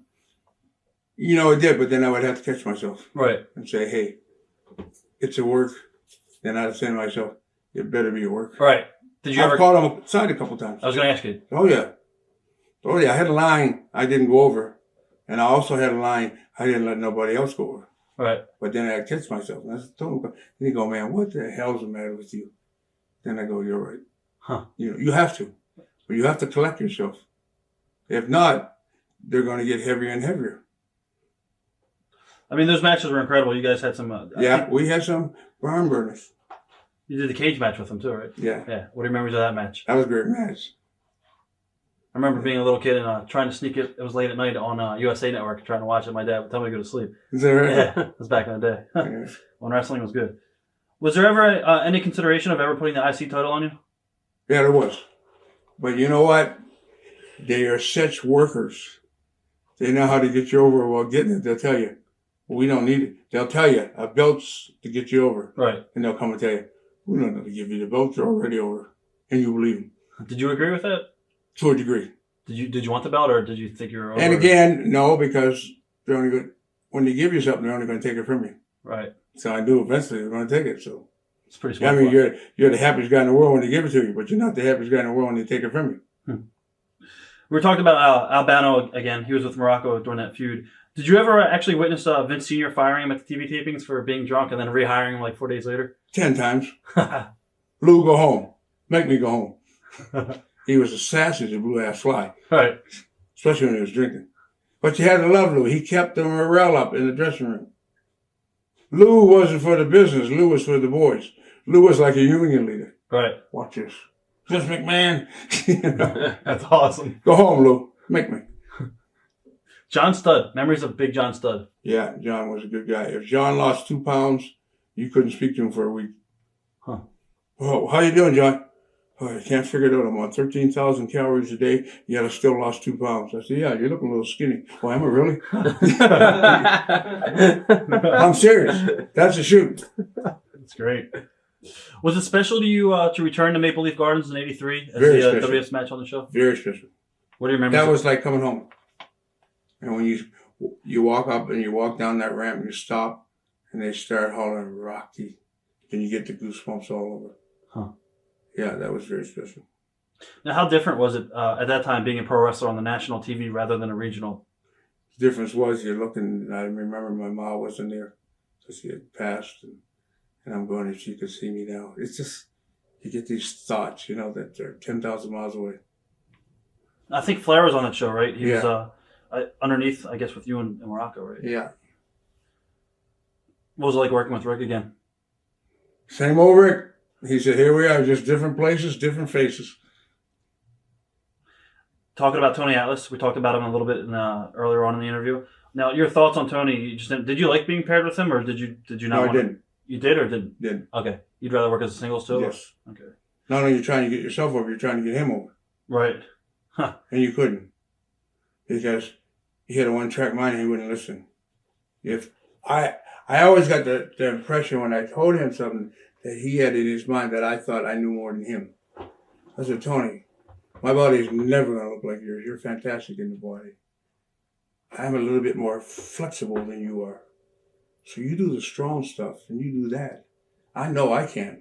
And I put him over. I know I can't bench 550 pounds. I know I can't lift a 300-pound body over my head. I'm a little bit more flexible. You set him up with the big power slam. Tag me. I'll flip over the top rope, do the 3 drop kicks, a sunset flip. I always thought that, well, who do you think he is? You know, there was always that because he didn't have the brains. Right. So I just said, finally they fired him. Did it mean anything special to you, considering your family history, to be part of like the first African American? Yeah, it did. It meant a lot. And it should have meant a lot to him. But it didn't. Right.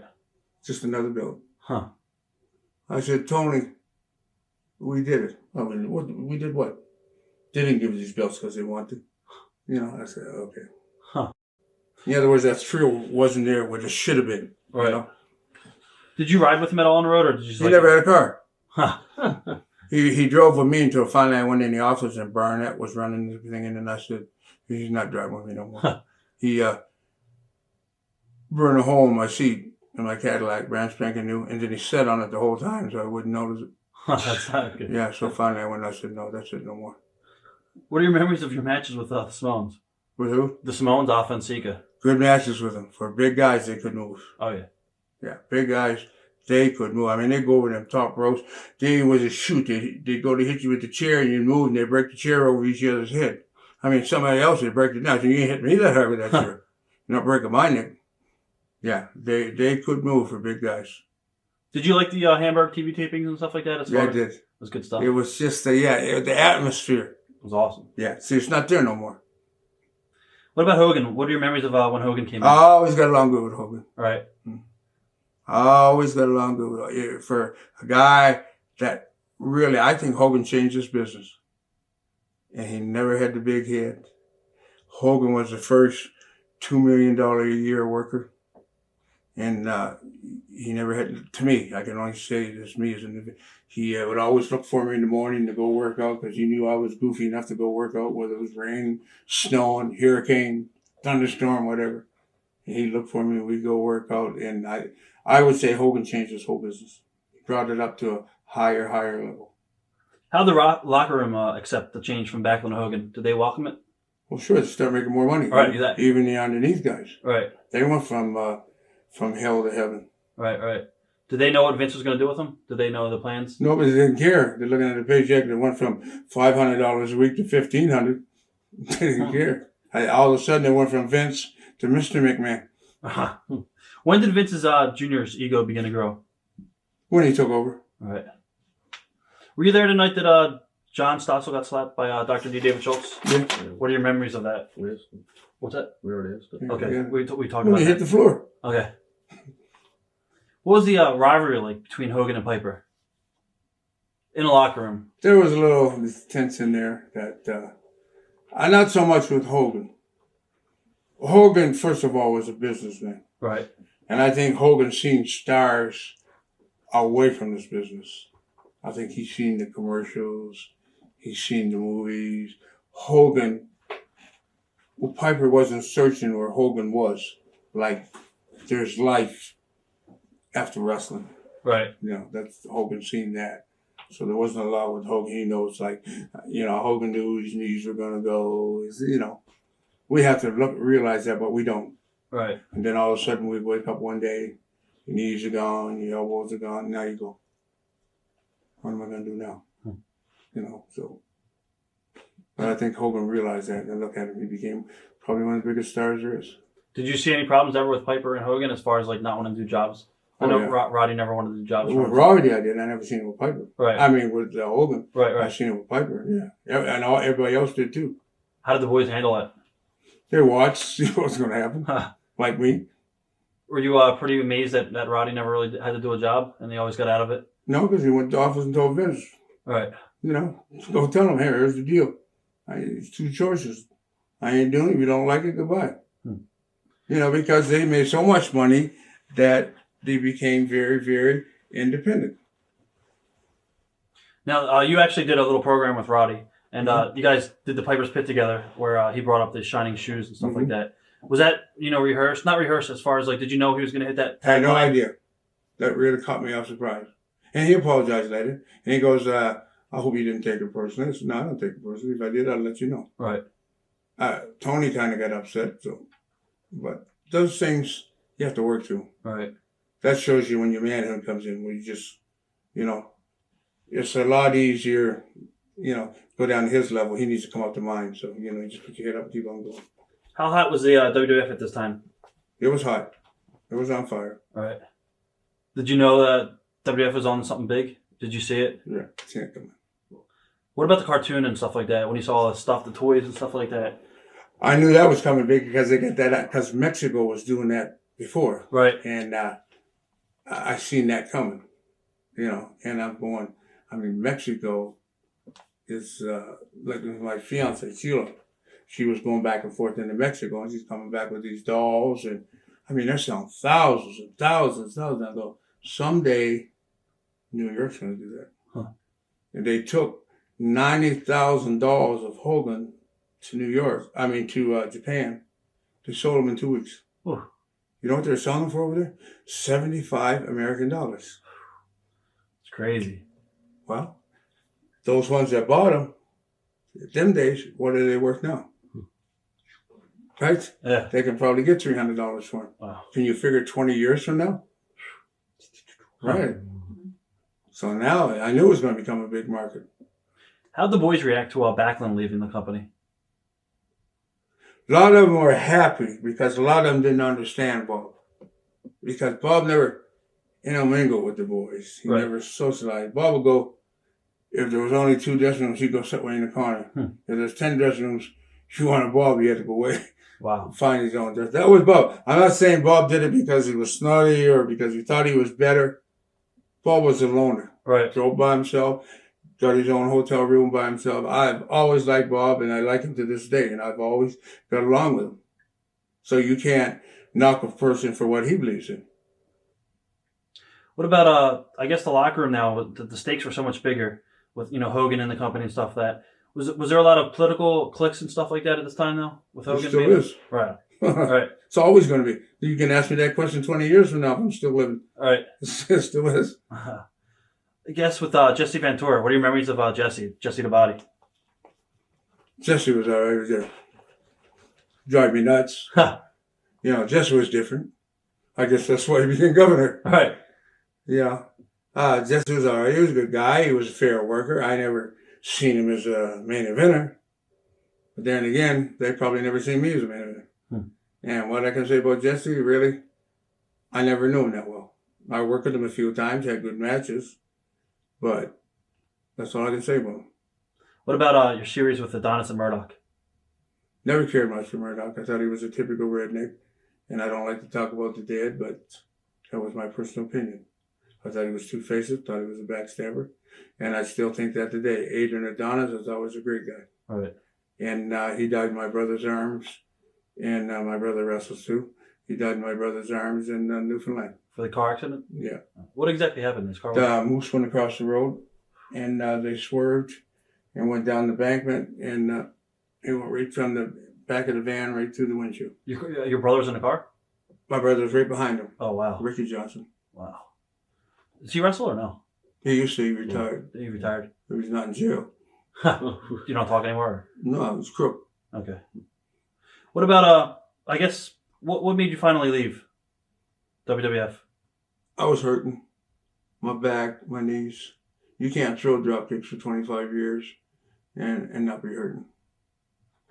So I just knew I didn't want to go out all crippled up.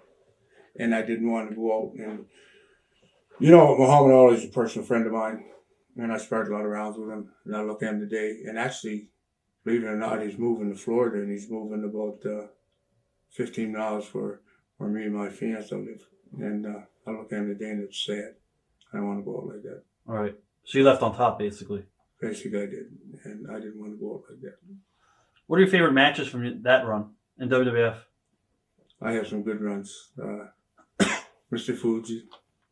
Easy runs. Buddy Rolls. Easy. Had some hard runs. And had some real good. Had some good times. Had some bad times. What are your least favorite opponents that you didn't like working Take with? them right out. Didn't like to work with them. Backstab or two-faced. You had to protect yourself at all times. You try to hurt you and then say it was an accident. Huh. So Wow. I had to show myself with him. And I did. All right. Any good road stories from the WWF in the 80s? It's not something I'm going to say on this camera. Right.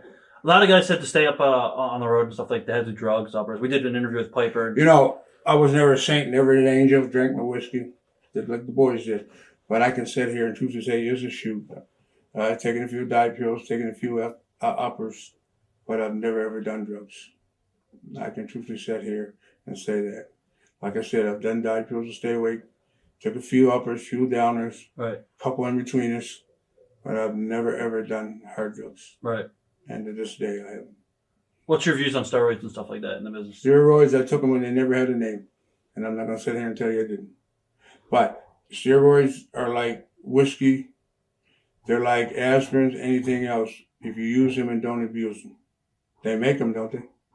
They make whiskey, but they don't sit and tell you drink 5 bottles a day. Right. So that's up to you as an individual. I don't believe in getting steroids and forcing them on you. But if you got enough sense and you want to take them, that's up to you. Now, you went back to Memphis for a little bit. Were you treated differently from your previous runs? Oh, yeah. I was like King Creole. Right. I was second Elvis. Huh. Yeah.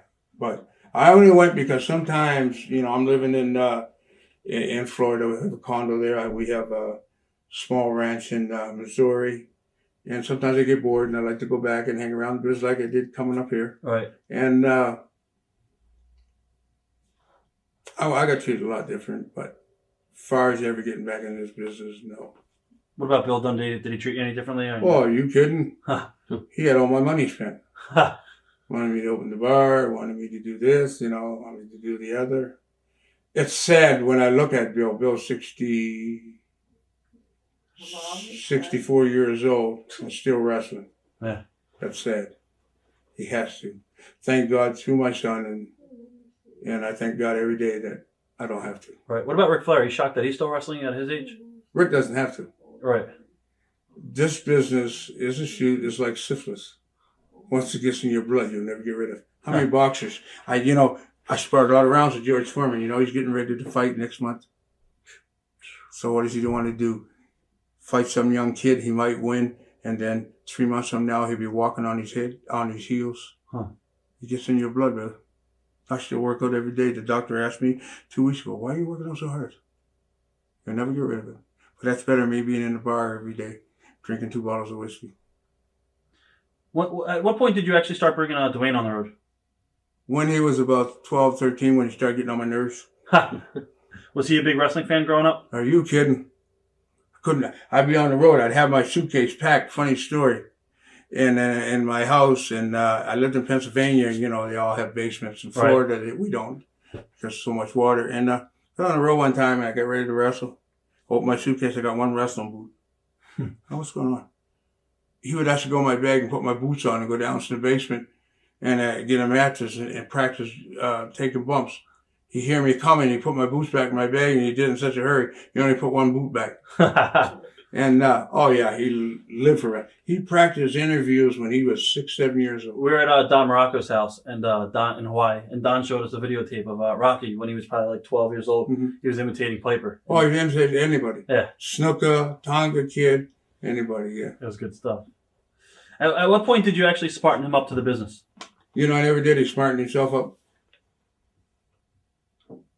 And I mean, I helped him along the way, but just by watching, he said, Dad, I've seen that before. Or he said, this guy missed the punch by that much. Huh. You know. Yeah. Right. Well, at what point do you think he caught on that I was aware? About 12. 12. Yeah. Rock tells a story, I guess, in his book about some kind of confrontation as a kid with Lars Anderson. Yeah, what had happened was I had invested some money in Polynesian Pro Wrestling, and Peter had died at the time, and they tried to pull a double swerve, and I was in Hawaii for a week, and I was going on to Auckland, New Zealand, and I was going to do some commercials over there. So he was going to drop the belt, and me and him and Leah had went for dinner, you know, my mother-in-law at the time, and they had swerved me. And what had happened was they told me they was going to drop the belt, but they had no intentions of it. They were swerving me. So we get to the Masters and they changed their mind. Thought it was a big swerve, and Dwayne found out, and he got mad. Wow. He went right and told Lars. So Lars just getting sassy with me as a 13-year-old kid. I go, hey, wait a minute here. And then I got hot. Right. And then, I'll have to tell you the rest of the story. Randy Orton, what are your memories of Randy as a kid? I don't remember too much of Randy. All right. I remember I worked a lot with Bob. And, Bob, God bless him, he had that stuttering problem. Right. He'd tell you high spot and 10 after 8 and time it was quarter after 8 time you finish it and you're in the ring. Huh. I said, tell me when they're going to boom, boom, boom. I'd tell him something, boom, boom, and I'd take off. Bob was a great guy. Loved him. How involved were you with Dwayne as a father? I tried to be very, very involved. And that's why he appreciates it to this day. And of course, his dad's an old man now. You asked him, oh yeah, my dad's an old man. But boy, he worries about Dad. God bless him. He's the greatest thing probably ever happened to me. At what point did he express to you that he wanted to actually become a wrestler? Well, what happened, he had played football and played for the University of Miami. Went out and played Canadian ball. He called me. He said, I'm coming home for the weekend. He said, I want to talk to you. I go, uh-oh, some girl's pregnant. Here we go. And I said, yeah. I go, I want to talk to you private. And the mother said the same thing. See what your son did now. All of a sudden became my son. And I go, oh, jeez. And he goes, Dad, I don't want to play football. He said, I'm tired. And I said, oh, okay. What do you want to do? He said, I want to be a wrestler. I said, can't talk you out of it. He said, no. I said, I'll talk to him. I said, okay, I'll train you, but you're going to put 200% in it. Rest is history. What was his training like? Hard. And he got on my nerves one day and I go, if you want sympathy, go home to your mother and get it. He said, that's exactly where I'm going. He walked a mile and a half home. Wow. How quickly did he pick it up? He caught on in about 6 weeks. Caught on very fast because he had the determination. He was doing backflips off the top rope in 3 weeks. Because at that age and that determination, they never had the fear, like I'm going to get hurt. If he didn't get hurt, do you think he would have went to the NFL instead? No. No. He told me later, he said, that was my dream. The minute I went to college, he said, I only used college as a stepping stone. Wow. He said, I wanted my education because he was going to be an FBI agent. And he says, I wanted college as a stepping stone. Do you think it was a good or bad thing getting signed to WWF right away without working any territories for a couple of years? Bad. Bad. Why is that? Because they expected too much, pushed him too soon, too fast. And he got a lot of heat with the boys. Right. Do you think someone like Rock or Randy Orton has a better chance to make it than a David Sammartino? Or David Flair because the pressure is too much? No, that's a hard question to answer because you have to look at the talent line. I don't really think, and I love Ric Flair to death, but I don't think the same category. I don't think David Flair or David Sammartino has that kind of talent. I was in OVW and I seen David Flair work. You can look at a guy, I can pick a guy out of the gym and look at him and see like I did with Orlando Jordan and see his talent-wise. And I'm not knocking these kids, don't get me wrong, but I don't think David Flair, if you took him and put 15 top guys with him, that he has a talent. I don't really think he'll ever adapt. And he's a nice kid, very well-mannered, very nice kid. And Ric Flair is a personal friend of mine, but I don't think he has the talent. What do you think is the best piece of advice you ever gave Dwayne early on, or The Rock? I said, if the world hands you a lemon, make lemonade. I said, if you want it, go out and get it. Nobody's going to hand it to you. Right. And I said, never go looking for sympathy. How many guys tell you, if I hadn't broke my finger, oh, if I hadn't done this. How many times you heard that? I hear it every day. Right.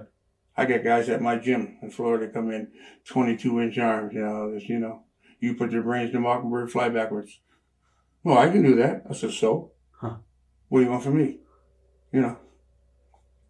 How come you have never done any serious angles with Dwayne over the years? With who? With Rock. Because I wanted him to make it on his own. I didn't want to make it as Rocky Johnson Jr. Right. When I guess Tony Atlas came back just for a little brief run, did they ever contact you about putting you guys back together, or it was something? Mm-hmm. So I wasn't interested. And I wasn't. Because I knew the outcome. Right. You get 6 months of it, and here we go again. Right. When did you realize that The Rock was a huge star? And did you realize he was going to be a big star right away? I knew it. I could sense it. But I also told Vince to slow him down a bit. Right. So Vince came to me, and that's when I met my fiance.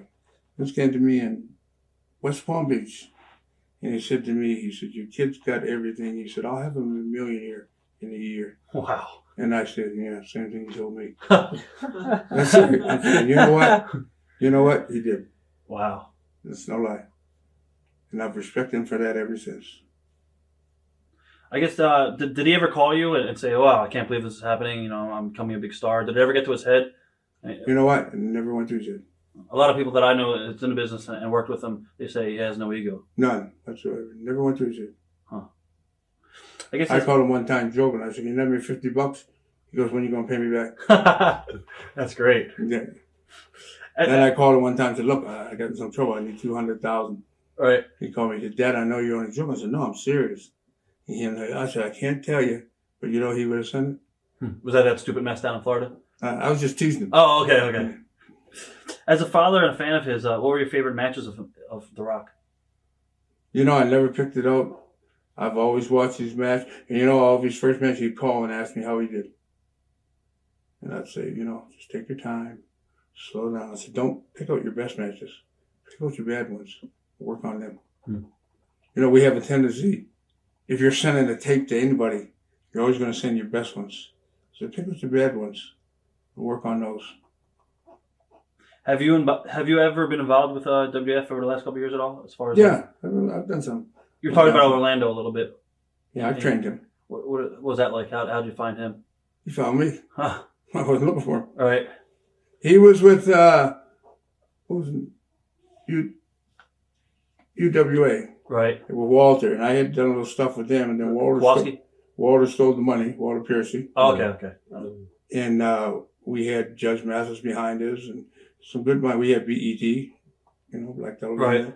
And left this guy out in the cold, so he came and see me, and you know, I had the gym down there, so come on down, work with him, and got him ready. Had Pat take a look at him.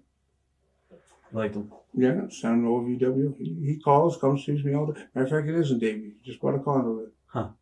I told him, I said, I never charged him a dime. I said, if you ever make it, buy me a Cadillac. When I say that, I don't see him for a couple months. As far as The Rock, getting back to The Rock, how weird is it seeing him a couple of years back at WrestleMania against Hogan? Very weird. I was there in Toronto. All right. I go to those ones. The big ones. Yeah. Did now when he made it into the movie and show business, how did he approach you and say, "Hey, I'm going to be a movie star"? Never told me. Said, I got a couple parts in the movie. I said, oh, you do? I said, don't forget your dad. He said, yeah. That was the last I heard of it. Next thing I know, he's doing the Scorpion King. And how weird is that for you? Unreal. I couldn't believe it. It's like your son's a superstar now. Yeah. Yeah. Now he's in Poland. Right. I just talked to him. Huh. Are you surprised about it? You know, did you ever look at him as a little kid and be like, oh, he's going to be a huge superstar? Yeah, no, I couldn't believe that, you know. He's got like 6 more movies coming up. He gets a minimum of $30 million a movie. He's in Guinness World Records. Wow. He's the youngest yet, is what? To make that kind of money. Is there any jealousy ever between you and him, or nah? Not a bit. You guys get along great? You kidding? Cool. Thoughts on Triple H and the rivalry between him and your son? I've heard that, but you know, I've never seen it. Right. And every time I see Triple H, we always shake hands. He hugs me.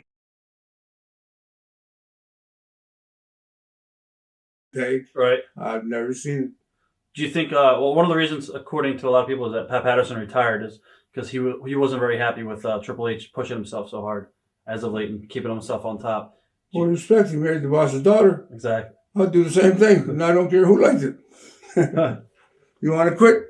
Don't let the door hit you on the way out. What do you think about the lack of kayfabe in the business today? I don't think it done the business any good, to be honest with you. But who am I? Right. How hard was it to keep kayfabe back in the old days? The good days? It wasn't that hard, you know, because people respected you. They don't respect you today. All right. Pay $50, pay somebody $200, and you're a wrestler. I didn't say you were a good one. Right. Let your hair grow long, pay 75 cents, buy a razor blade, and away you go. Who do you still keep in touch with today? Yeah, that's the sad thing. I don't keep in touch with a lot of guys. I keep in touch with the Bushwhackers because George Scott calls me all the time. Dory Funk, I talk to him. Bushwhackers, they drive me nuts. Down in Puerto Rico. Yeah, no, the ones in Tampa, only ones that play. Yeah, Luke's and he waits to make sure it's 3 o'clock in the morning before he calls me. What are your favorite wrestlers to watch today other than your son? Really, I don't watch it a whole lot. You got it. I like to watch Randy Orton because I like to watch to see how they're grooming them. Then I ask myself, would I groom them that way? Would you? Sometimes yes, sometimes no. Have you seen him recently? They made him babyface. Yeah, I've seen it wrestling. Do you agree with? No. Better off as a heel? I thought so. Yeah, definitely. But who am I? I guess as a trainer in OVW, what is the biggest misconception on the young guys? Train them all the same. And that's the worst misconception you can do. It's like a boxing school, and I can give you an example. I don't know if you agree with me or not. In a boxing school, I've never seen two boxers. This is a boxer. I've never seen two boxers hold their hands the same way. You go to boxing school, they teach you to hold your hands the same way. That's not you. Wrestling school, they do the same thing. You have to find yourself. Mine was this. Tony Evans was this. Ivan Putski's was that. Mr. Fuji's was that. You have to find that person within and then take them from there. But they don't have time to work on you one-on-one. So they have to teach you as a whole. The whole class, they teach you the same way. Mm-hmm. And that's why, how many guys come out of OVW? I haven't seen 5 guys come out there in the last 5 years. That meant anything. Right. You understand? They should be turning 10, 15 guys a year. Same formula. Yeah, but they're not. You can't do that. But again, they don't have time. Well, if you don't have time, don't train them. What are your thoughts on Jim Cornette? I don't care much for him. Why is that? I don't care much for him as a trainer. I don't care much for him as a human being. Because I think he's a liar. I think he's a backstabber. And I don't think he's good as a human being. And when I see him, I'm telling this camera that. And when I see him, I'll tell him that. What's your problems with him as far as? I don't have a problem with him. But I just think he lies to everybody he brings to that school. I was in that school. And I've heard him tell you the same thing he would tell him. I'm going to make you champion. I'm going to make you champion. You can't tell people that. But make sure you get your 500 when you come in Monday. But make sure you get your 500. I don't believe in it. I got guys every day that come to my gym. How much you going to charge me? 22 inch irons, 15 inch shifts. I said, I'm not charging anything.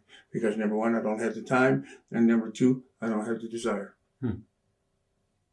I can train them. Then what am I going to do with them? All right. Right? So. We talked a little bit about Flair still being on top and wrestling. Hogan is right now, lying low, and sure will be back in the spotlight again. Are you shocked that these guys are still on top? Yes, very shocked. But who else you going to put on top that has a psychology to draw your money? Once you learn psychology, you're never going to forget it. Flair has a psychology. Hogan has a psychology. Maybe they can't take the same bumps. I know I can't. That they took 10 years ago. But they had a psychology. Name me some young kid that has a psychology. Now that young kid can take the bumps, but it has a psychology. It's true. So, simple. But people get tired of them. You have to change with the times. You think Rocky still wants to be involved in the business, or now that he knows he can make more money? Well, I don't think he wants to be involved in it 100%, but I can't answer that. Right. But if he does, he's stupid. He can make money in acting and without bumping and stuff.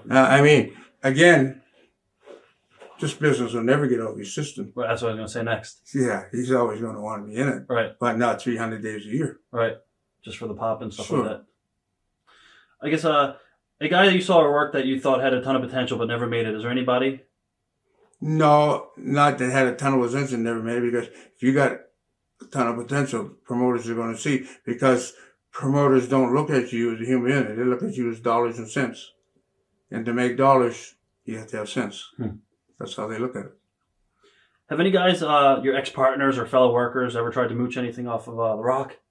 Oh, every day. Really? Oh, yeah, they're best friends. I'm best friends with your dad. Me and your dad have been friends for 25 years. Huh. Guys I haven't heard from for 20 years. My fiancé can tell you that. I'm not going to mention their names, but, all of a sudden I get phone calls from people well, listen, I was trying to open this business.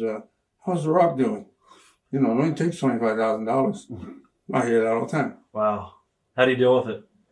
So you're talking to the wrong person. You're barking up the wrong tree. Wow. And I can't give you his phone number because I can't give it out. You have any regrets? I have a very good friend in this wrestling business, and she will tell you, what did he want? $83,000. He's going to pay us back $1,000 a month. Huh. That's sad. It hurts, you know. Any regrets? No, if I had to do it over again, I'd do it. I'd just do it a little bit different. All right. Is there anything you want to say to your fans that you never had a chance to say before? Well, yeah, because Oh, real quick, Hall of Fame, WWF. Do you want to be in it? not really, because I don't think I was a superstar. I just made a living, and I want to thank everybody that stuck behind me and supported me. And I'm comfortable now. I live a good life. I have a great fiance, Sheila Northern, and I'm happy. I do my thing. And I want to thank each and every one. As far as Hall of Fames and that, they don't mean anything to me because I never have and never will consider myself a star. I'm just country trying to make it a big city. Thank you. Thank you for being here today. My pleasure. It was awesome. Thank you. How was it? That was great. TitleMatchNetwork.com